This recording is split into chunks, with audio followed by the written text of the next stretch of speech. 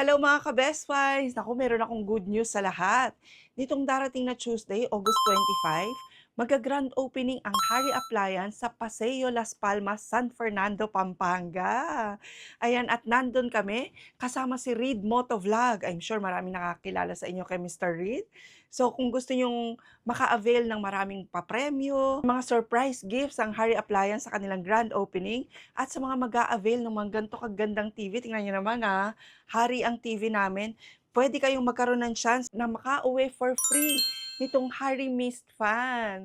Ayan, ang dami ring nag-inquire sa atin yan. Dahil ang ganda talaga ng feature na to, eto yung nakakatipid kayo, hindi nyo na kailangan mag-aircon kasi malamig na yung electric fan nyo. Ayan, papamigay nila yan ng free, kasama na rin ng kanilang soundbar with 2 microphone. Yung pwedeng-pwede nyo nang gawing video sa bahay o kahit saan. Okay? So, see you all mga ka-best finds August 25, etong Tuesday na po, 10 a.m. bukas na ang Hari Appliance for their grand opening. See you everyone! Bye-bye!